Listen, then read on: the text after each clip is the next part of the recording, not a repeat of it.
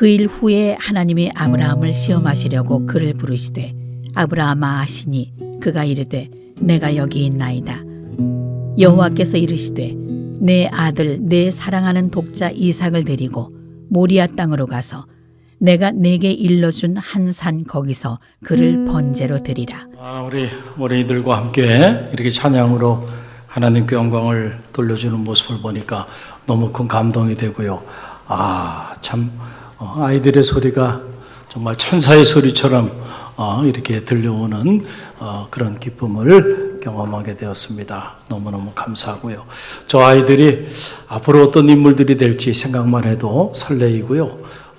제 마음에 이런저런 소망들을 갖게 됩니다. 지난주도 보니까는 뮤지컬을 이렇게 도봉지방에서 이렇게 하는데 제가 저녁에 잠깐 가서 우리 아이들 하는 순서 때만 잠깐 가서 보고 이렇게 나왔는데 참 너무너무 예쁘고 사랑스럽더라고요. 우리 자녀들이 하나님 안에서 하나님 저들을 통해서 계획하신 일들을 능히 이루어 나가는 그런 존귀한 삶을 살 수 있도록 우리 믿음의 부모들이 후원해야 할 줄로 믿습니다. 오늘 귀한 찬양으로 섬겨주셔서 감사하고요. 오늘 내 사랑하는 독자라고 하는 제목을 가지고 우리가 잠시 말씀을 나누길 원합니다. 가만히 보면 우리는 다 나름대로 마음의 소원들을 가지고 신앙생활을 하고 있죠. 참 이것만 이루어진다고 한다면 행복하겠다. 하나님, 제 평생의 소원이 이겁니다. 하나님, 이것은 꼭 좀 이루어 주세요.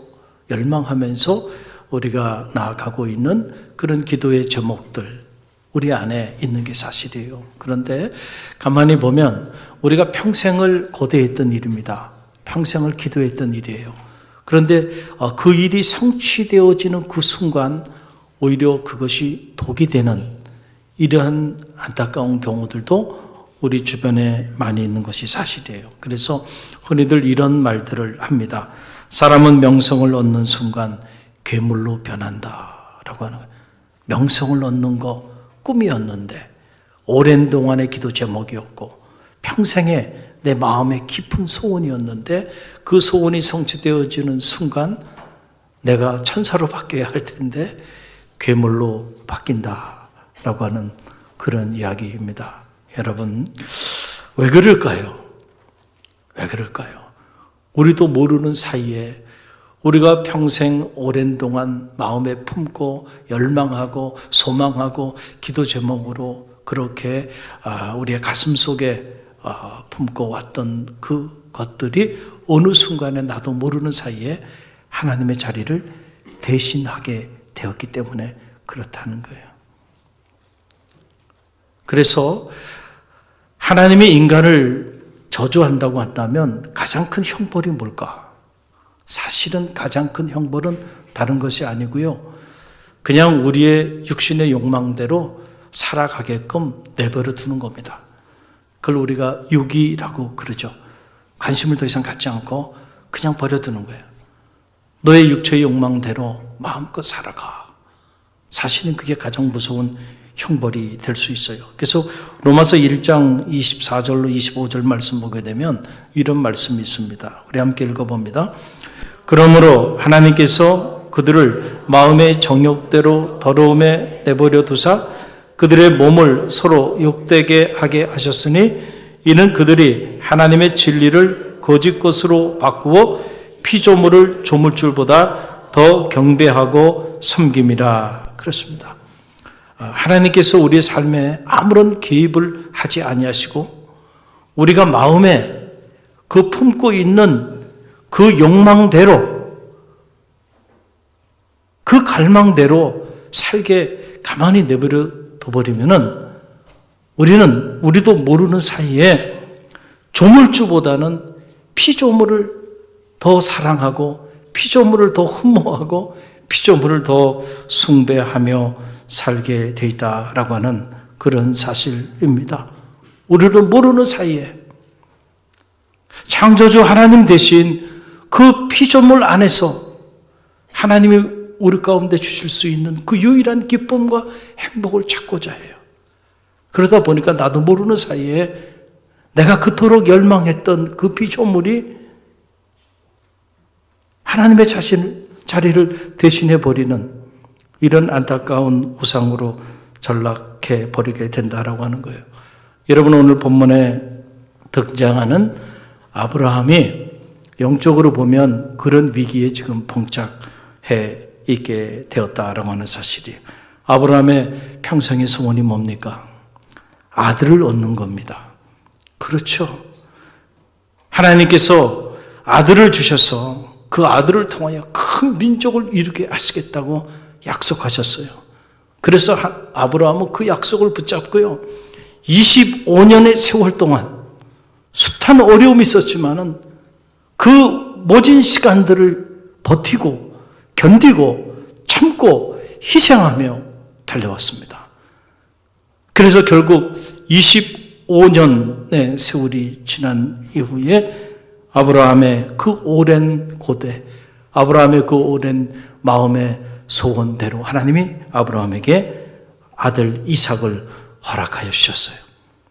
25년 동안 품었던 마음의 소원이 성취되어지는 순간입니다. 그런데 어떻게 된 일인지 그 순간이 아브라함에게는 가장 큰 위기의 순간이 되었다라고 하는 거예요. 영적으로 보면 그렇다는 겁니다. 여러분 보세요.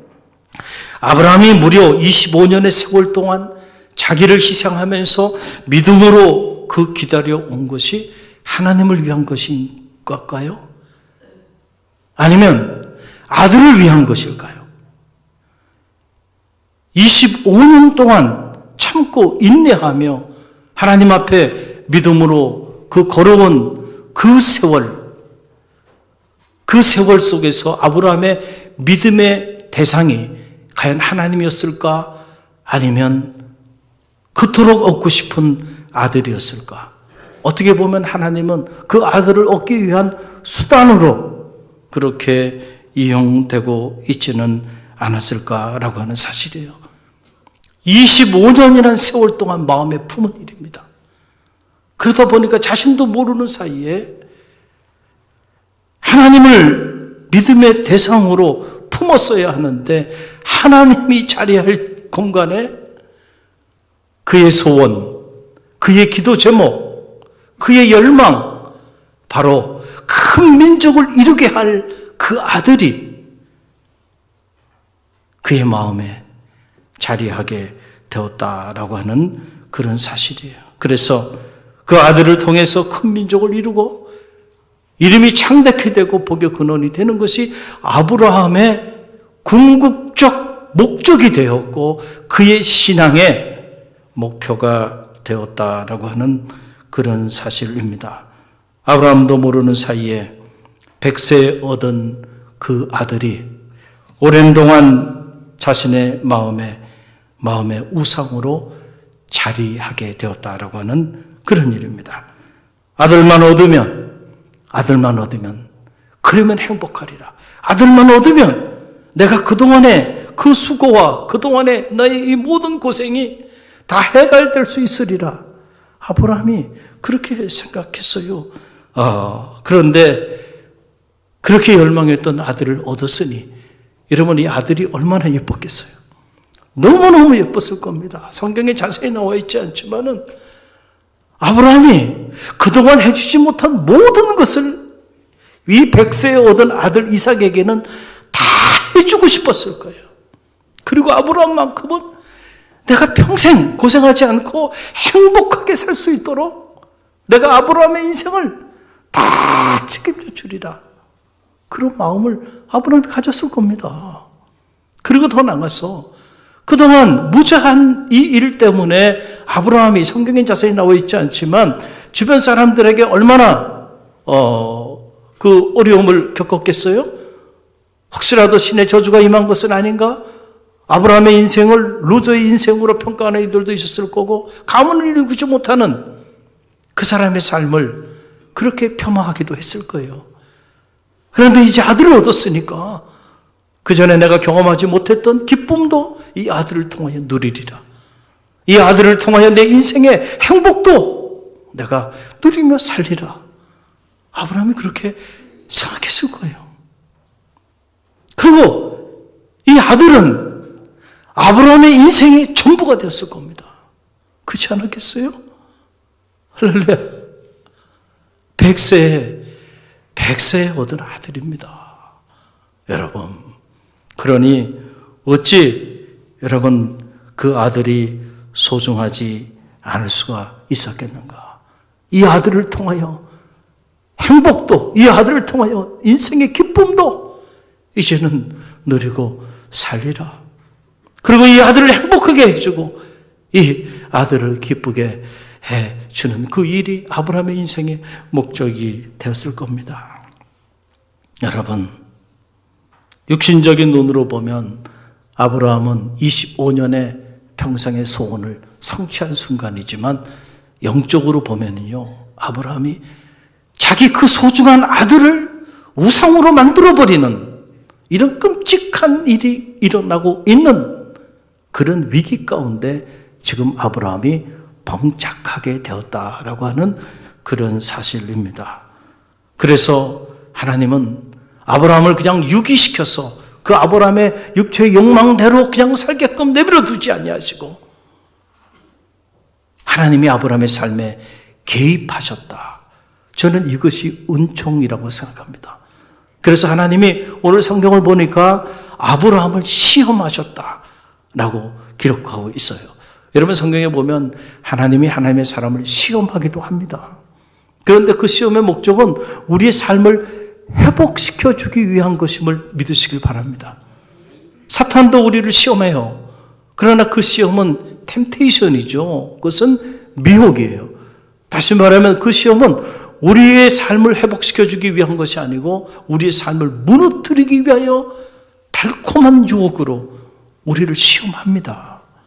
여러분, 그런 사탄의 시험 앞에서는 담대해야 돼요. 사탄아, 물러가라. 영적 분별력을 가지고요. 그런 건 우리가 물리칠 수 있어야 돼. 그런 하나님이 우리에게 주시는 시험은요, 감사함으로 받고요. 믿음으로 인내하고, 그리고 말씀에 순종하며 뚫고 나가야 합니다. 우리에게 시험을 주시는 것 자체가 축복임을 믿으시길 바랍니다. 그래서 하나님이 아브라함의 인생에 개입하셔서 그가 조물주보다 피조물을 더 사랑하는 것을 용인하지 아니하시고 그의 삶을 회복시키기 위하여 엄청난 말씀을 주신 거예요. 그 말씀이 창세기 22장 2절 오늘 본문의 말씀입니다. 우리 함께 읽어봅니다. 여호와께서 이르시되 내 아들 내 사랑하는 독자 이삭을 데리고 모리아 땅으로 가서 내가 내게 일러준 한 산 거기서 그를 번제로 드리라. 이야, 하나님보다 더 사랑하고 하나님보다 더 흠모하고 하나님보다 더 소중하게 생각하면서 자기 인생의 전부로 여겼던 그 아들을 하나님이 모리아산을 번제로 바치라는 거예요. 그런데 이 내용을 가만보니까 내 아들 이삭을 바쳐라 이렇게 말씀하지 않냐고, 내 사랑하는 독자 이삭 하나님이 하셨어요. 아브라함이 얼마나 이 아들을 사랑했는지.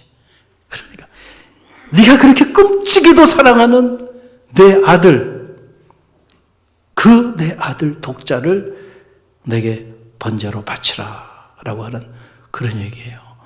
여러분 이 말씀을 읽으면서 드는 생각이 그겁니다. 아, 그렇구나. 당시에 성경에 자세히 나와 있지 않지만 이 말씀 속에서 우리가 알 수 있는 사실 중에 하나는 그렇구나. 사랑의 숭배의 대상이 이미 전이된 상태였구나. 하나님에게서 누구에게로 전이 됐어요? 아브라함이 아들로 전이 돼 버린 거예요. 그래서 아브라함이 아들 이삭을 사랑하고 아들 이삭을 행복하게 해주는 것이 아브라함의 인생의 목적이 되었고 이제는 인생의 기쁨이 된 그런 상태였다는 거죠. 그래서 하나님은 개입하셨어요. 자기 아들을 우상으로 만들어버린 이 아브라함을 하나님은 사랑하셔서 그의 삶을 회복시켜 주시기를 원하셨던 거예요. 여러분 기억하세요? 하나님이 그러면은 자녀를 사랑하지 말라는 얘기냐? 그게 아니에요. 우리의 소중한 그 자녀를 우리가 왜 우상으로 만들어 버립니까? 우상으로 만들지 말라라고 하는 그런 말씀입니다. 우리의 소중한 자녀가 우상이 되는 순간 우리의 자녀도 불행해지고 여러분의 인생도 불행해진다는 사실을 여러분 꼭 기억하시길 바랍니다. 그래서 하나님은 이 고리를 끊기를 원하셨어요. 그래서 하나님은 아브라함의 삶에 개입하셔서 그를 시험하신 것입니다. 저는 제가 오랜 동안 유학 생활을 하면서 특별히 그 청소년 사역을 오랜 동안 했습니다. 그러니까 청소년 사역을 하면서 수많은 많은 청소년 케이스들이 있어요. 물론 예외는 있어요. 그러나 많은 경우 대부분의 이 청소년 문제 배후에는 죄송하지만 문제의 부모가 있습니다. 언제나 그래요. 참 안타까운 일이 아닐 수가 없어요. 여러분 대부분의 그 이민자들이 나라를 뒤로하고 이민을 선택한 데에는요 다 이유가 있습니다. 그렇죠. 웬만한 동기 가지고는 사실 나라를 뒤로한다는 건 쉬운 일이 아니에요. 여러분이 도봉구에서 노원구로 이사하는 것만 가지고도요 많은 생각을 해야 되고요 그만한 동기가 있어야 돼요. 이사 한번 하려면. 그런데 하물며 나라를 뒤로하는 일입니다. 얼마나 큰 동기가 있었을까요? 그래서 이렇게 이민 오시는 분들에게 대화를 나누면서 꼭 제가 물어보는 게 어떻게 이민 오시게 되셨어요? 라고 이렇게 물어보면 10명이면 10명 다 이렇게 얘기합니다. 자녀 교육 때문에 왔습니다. 자녀 교육 때문에 왔다는 거예요. 한국의 이 획일화된 교육 환경을 좀 벗어나서 이렇게 자유롭고 윤택한 환경에서 우리 자녀들이 마음껏 공부할 수 있게 그런 좋은 환경을 제공해 주기 위해서 이민을 결정했다라고 하는 그런 이야기입니다. 그런데 안타까운 것은요, 결론부터 말씀드리면 그 바람과는 다르게 자녀들이 잘 되면 참 좋을 텐데 성공하는 사례보다는 실패하는 사례들이 더 많아요. 그런데 이 실패하는 사례들은 이렇게 드러나서 알려지지 않기 때문에 모르는 거예요. 여러분들이 이렇게 드러나서 알려지는 케이스들은 성공한 케이스들이 많이 매스미디어를 통하여 또는 각종 출판물을 통하여 이렇게 알려지다 보니까 다 이민자의 자녀들이 다 행복하게 성공적인 인생을 살고 있으리라고 생각을 해요. 그러나 제 경험에 의하면요, 제가 10년 이민생활 10년 유학생활 하면서 청소년 사역을 해보니까 더 힘든 케이스들이 더 많아요. 여러분 왜 그런지 아세요? 한번 생각해 보세요. 이 청소년기가 어떤 질풍노도의 시기라고 말하잖아요. 이 땅에 자기가 태어난 땅에서 자기 문화 그리고 자기 언어를 가지고 살아가는 삶의 자리 안에서도 그 청소년기가 되면 여러분 질풍노도의 그런 시기라니까요. 막 비가 와가지고 막 그냥 엄청난 물이 말이죠. 막 쏟아져 내렸어요. 댐이 터지기 일보 직전이에요. 그치, 표현하자면 그런 상황. 그러니까 댐 문을 좀 열어줘요. 수문을 열어주지 않으면 댐이 그냥 무너질 정도의 그런 질풍노도기. 그게 청소년기예요. 그런데 그런 청소년기에 자녀의 의사와는 상관없이 부모의 의지대로 어느 날 갑자기 나라를 바꿨습니다. 와보니까 말이죠, 아이들이 언어도 다르고 문화도 다르고요. 생긴 모양도 다 다르고요. 그 적응하는 게 쉽겠습니까? 여러분 상식적으로 한번 생각해 보세요.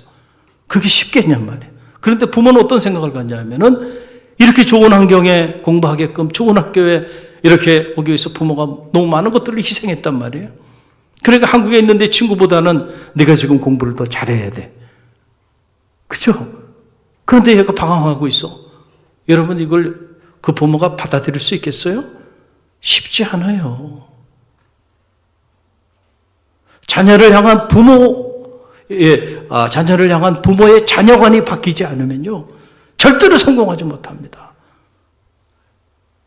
근데 대부분이 미국에 이민까지 왔는데도 한국에서 생각했던 그 자녀 교육관을 그대로 미국까지 가져와서요. 거기서도 자녀들을 그런 교육적 방식을 가지고 자녀를 양육하려고 하니까 문제가 되는 거예요.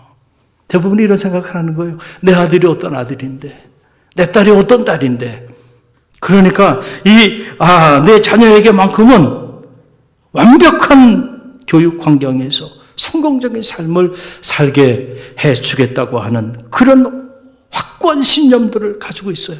그리고 자녀를 향한 꿈과 자녀 인생에 대한 청사진도 가슴에 확고하게 품고 계세요.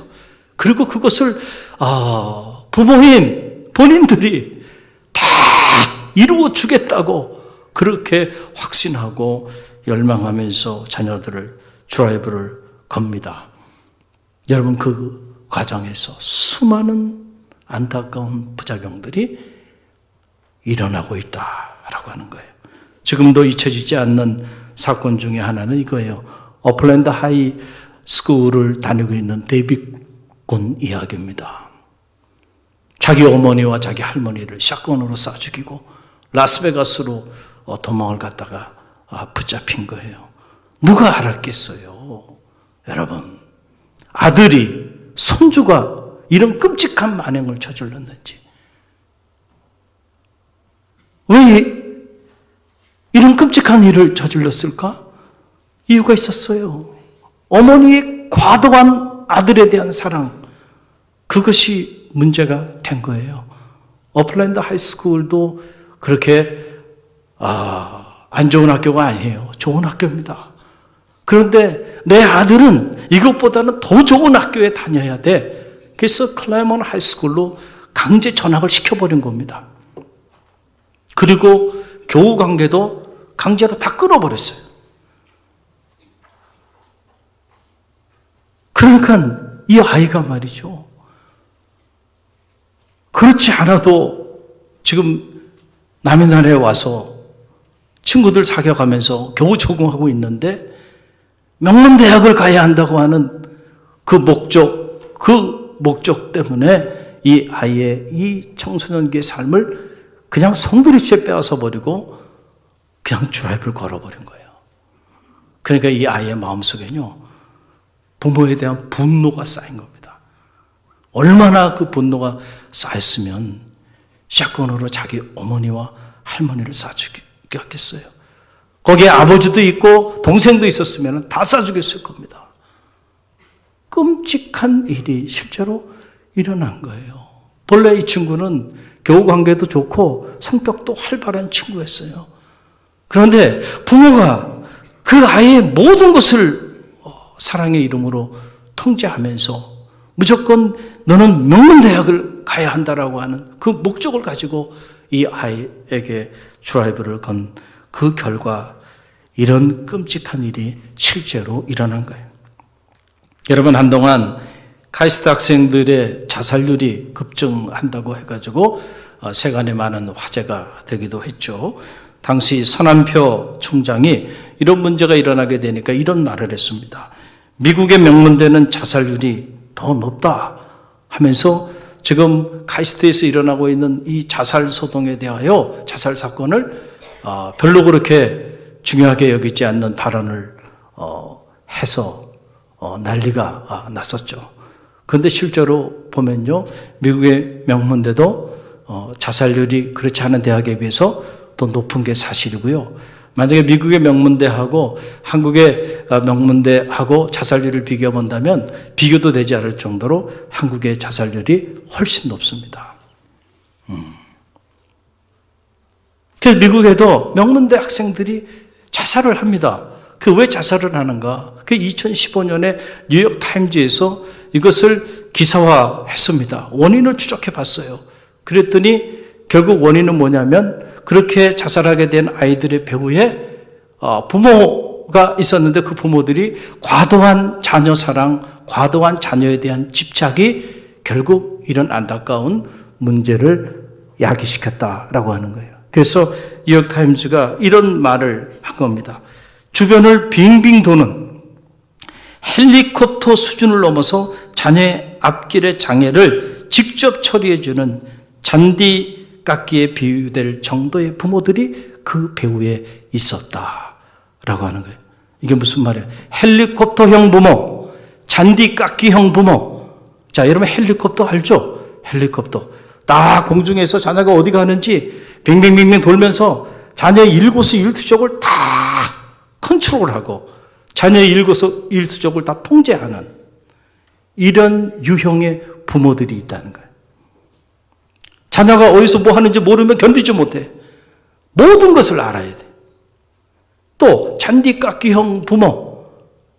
앞서가면서 자녀 앞에 모든 장애물을 부모가 다 제거해 주는 거예요. 다 제거해 주는 거예요.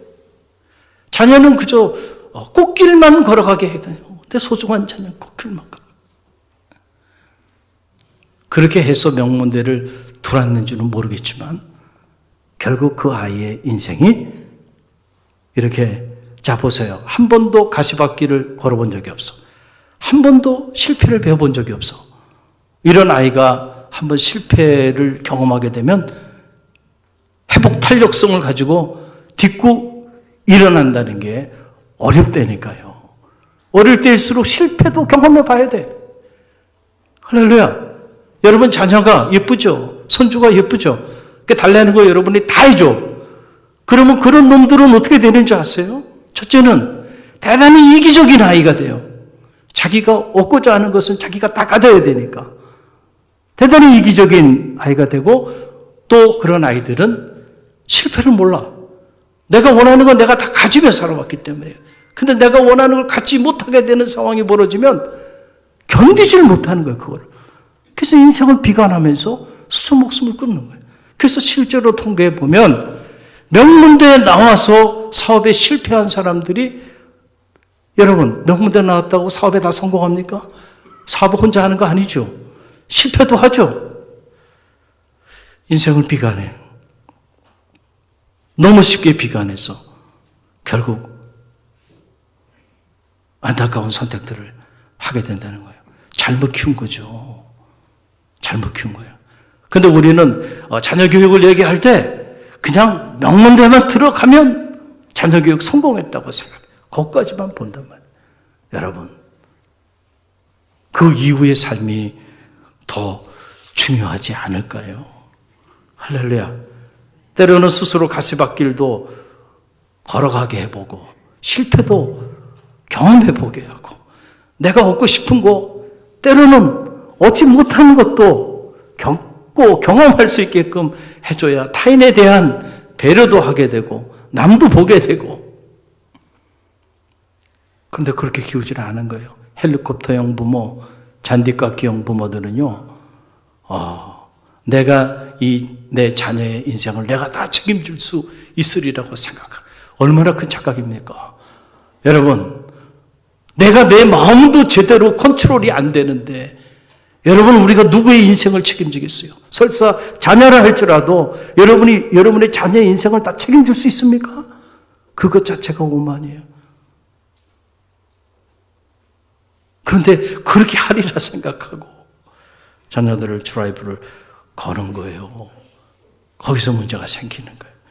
여러분, 사자와 소가 어느 날 뜨겁게 사랑하게 됐대요. 사자와 소가 어떻게 뜨겁게 사랑하게 됐을까? 근데 하여간 사랑하게 됐답니다.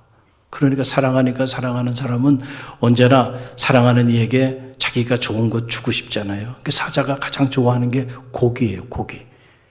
그 고기를 자기가 먹고 싶은데 먹지 않고 사랑하는 소에게 고기를 맨날 갖다 줘요. 그리고 소는 자기가 사랑하는 사자에게, 소가 좋아하는 건 풀이거든요. 양질의 풀. 근데 그 풀을 자기가 먹고 싶은데 먹지 않고 그거를 다 사자에게 맨날 갖다 줘요. 그런데 어떻게 된 일인지 시간이 지나다 보니까 사자와 소가 행복하게 서로 사랑하며 살 줄 알았더니 불만이 쌓이기 시작하는 거예요. 그러면서 드디어 터져 나온 거예요. 내가 너에게 이렇게까지 해줬는데 네가 어떻게 이럴 수 있어? 라고 하는 불만이 터지면서 싸움이 일어난 거예요. 여러분, 우리가 사랑하는 일 귀한 일이에요. 그러나 사랑을 내 방식대로 내 기호대로 사랑하면 그것은 사랑이 아니고 폭력입니다. 내가 좋아한다고 남도 좋아할 거라고 상대도 좋아할 거라고 생각하고 그렇게 계속 아니 소가 여러분 풀을 좋아하지 고기를 좋아합니까? 내가 좋아한다고 남도 좋아할 거라고 생각해.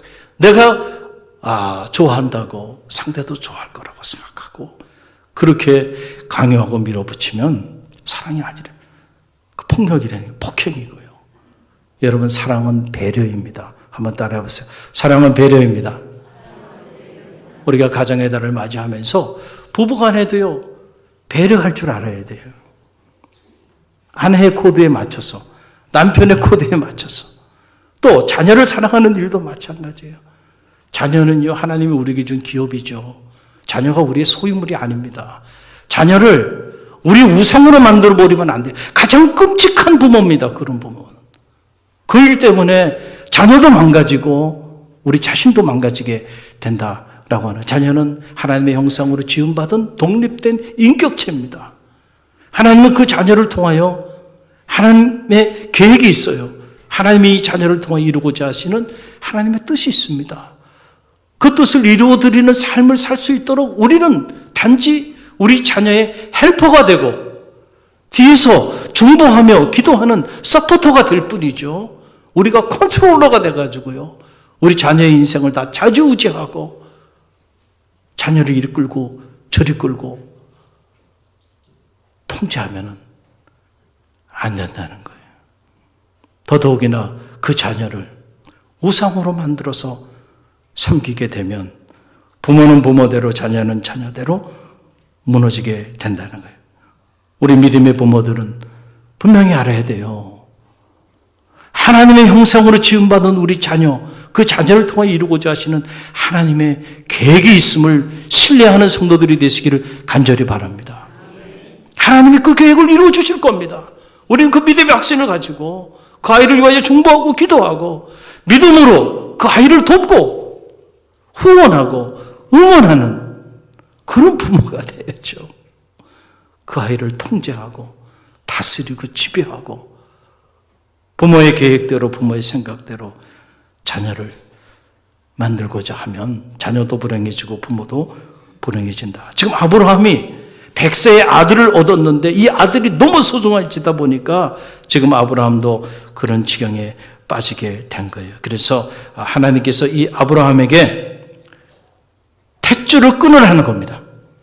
쉬운 말로 말하면 내 아들 이삭으로부터 탯줄을 끊으라는 얘기죠. 다른 말로 말하면 그런 거예요. 내 아들, 내 사랑하는 독자 이삭을 모리아 산에 바치라 라고 하는 말은 그거예요. 여러분 자녀가 태어날 때 탯줄을 끊은 겁니다. 물리적으로. 그런데 물리적으로는 탯줄을 끊었는데 정서적인 탯줄을 아직 끊질 않았어요. 자녀가 이렇게 성장했는데도 아직도 부모가 헬리콥터형이야. 아직도 부모가 잔디깎기형이야. 그 탯줄 때문에 자녀가 어려움을 당하고 그 탯줄 때문에 부모도 불행해지는 안타까운 삶의 자리에 놓이게 되는 거예요. 내 자녀를 바치라는 거예요. 여러분 만약에 우리에게 이렇게 말씀하셨다고 한다면 여러분 바칠 수 있어요? 손주 바치려면 아멘 그러고 바칠 수 있어요? 못 바친다지 못 바쳐요. 내 죽으면 죽었지 그것도 안 됩니다. 왜냐하면 하나님 당신보다 내 손주가 더 귀합니다. 저는 당신보다는 내 손주를 더 사랑합니다. 어떻게 내가 당신의 말에 순종하면서 내 이 소중한 손주를 당신께 바칠 수 있습니까? 많은 경우 우리는 그렇단 말이에요. 그런데 아브라함은요 놀랍게도 바쳤다는 거예요. 3일 길을 갔는데 제가 이런 생각을 해봐요. 그 3일 길을 가면서 아브라함이 무슨 생각을 했을까? 처음에 말씀을 들었을 때 그래 하나님 말씀이니까 Put God first. 그의 삶의 가장 우선순위에 하나님을 두고 그리고 순간은 순종할 수 있었을지 몰라요. 그러나 그 3일 길을 가면서 많은 생각들이 들지 않았을까? 도망갈 길을 찾지는 않았을까? 뭐 이런저런 생각들이 드는데 놀라운 사실은 아브라함이 그 길을 갔다는 거예요. 할렐루야. 하나님을 자기 삶의 가장 존귀한 첫 번째 자리에 모시는 것, 이걸 대신관계의 첫 번째 영적인 원리적 믿음의 길을 걸어가면서, 그런데 어느 순간에 아들 이삭이 전부가 되어버렸어. 아들 이삭이 하나님보다 더 존귀하고 더 귀하고 더 사랑스럽고 내 삶의 기쁨이 되고 사랑의 대상이 되고 말았어요. 그걸 청산하라는 거예요. 내 아들 우상으로 만들지 말라는 거예요. 다행히도 아브라함은요, 이 시험을 통과했습니다. 할렐루야. 그리고 아브라함은 자기 아들 이삭을 통해서 행하실 하나님의 계획이 있음을 전적으로 신뢰했어요. 어떻게 알 수 있냐면 아들을 데리고 사흘 길을 가면서 아들 이삭이 아버지 아브라함에게 묻잖아요. 아버지, 근데 재물은 어디 있어요? 그랬더니 아브라함이 아들 이삭에게 하는 말이 하나님이 알아서 다 예비해 주실 거야. 할렐루야. 여러분, 이게 믿음 아닙니까? 여러분의 소중한 자녀, 하나님이 선물로 주셨는데 그 자녀를 통하여 하나님은 귀한 계획을 가지고 계시고 그 계획을 이루어 가실 겁니다. 그 하나님에 대한 전적인 신뢰가 여러분 가운데 있게 되기를 간절히 바랍니다. 우리는 그 믿음을 가지고 우리 자녀를 뒤에서 중보하며 깨워서 기도하고 그 아이가 하나님이 그 아이를 통해서 이루실 그 아름다운 계획들을 이루어가는 그런 믿음의 삶을 살 수 있도록 믿음으로 권면하고 믿음으로 응원하고 믿음으로 후원하는 일, 헬퍼가 되어주고 서포터가 되어주는 거, 그러나 컨트롤러가 돼서는 안 된다라고 하는 그런 사실입니다. 그럴 때 여러분 보세요. 아브라함은 열국의 아비가 되고요, 이삭은 큰 민족을 이루는 주인공이 되잖아요.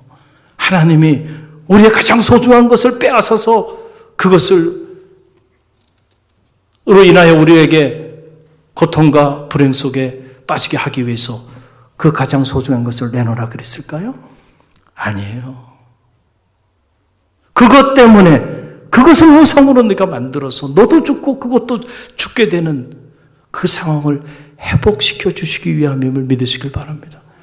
때때로 하나님은 우리가 가장 소중하게 생각하는 그것을 내놓으라고 요구할 때가 있어요. 그것이 물질이 됐든 명예가 됐든 권력이 됐든 자녀가 됐든 무엇이 됐든지 간에 왜 내놓으라고 그러셨을까? 여러분, 혹시 그것이 우상이 되지는 않은지, 그것 때문에 하나님과 여러분 사이의 관계가 파괴되고 그것 때문에 하늘의 문이 닫혀 있지는 않은지를 우리가 점검해 보는 지혜가 있게 되기를 간절히 바랍니다. 오늘은 어린이 주일입니다. 저는 말하기는 여러분의 자녀들이 다 행복했으면 좋겠습니다. 무엇보다 여러분의 자녀들이 하나님이 여러분의 자녀들을 통해서 이루고자 하시는 그 아름다운 계획들을 여러분의 자녀가 다 이루는 존귀한 삶을 살게 되기를 주님의 이름으로 간절히 축원드립니다. 그러기 위해서 여러분 꼭 기억하세요. 자녀가 결코 여러분의 소유물도 아니고 자녀가 결코 여러분의 우상도 아니라는 사실을 여러분 꼭 기억하시고요. 여러분의 소중한 그 자녀가 하나님의 뜻을 이루는 삶을 살게 하기 위하여 늘 깨어서 기도로 후원하시고 믿음으로 중보하시고 언제나 주의 사랑 안에서 그들을 응원하는 그런 지혜로운 부모들이 다 되시기를 간절히 바랍니다.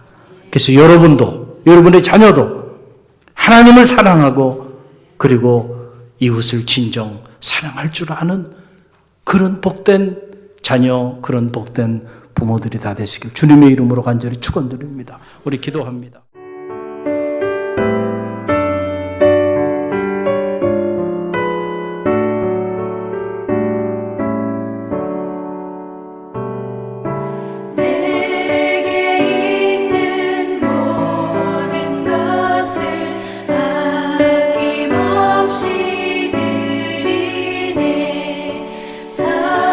사랑하고 의지하며 주만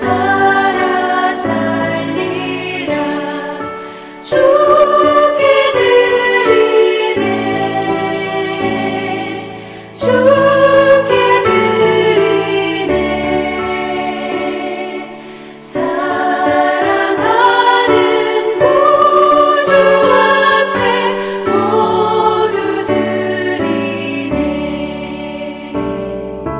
내게 있는 모든 것을 겸손하게 드리네. 세상 욕심 멀리하니 나를 받아주소서. 주께 드리네. 주께 드리네. 사랑하는 구주 앞에 모두 드리네.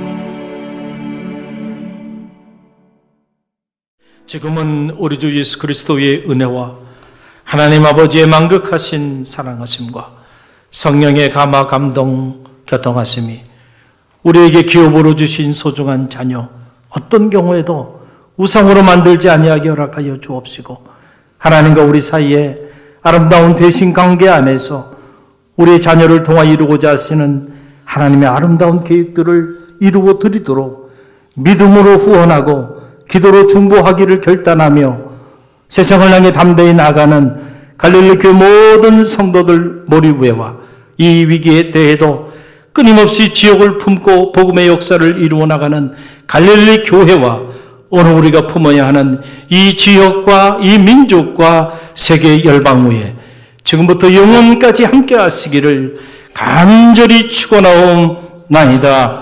아멘.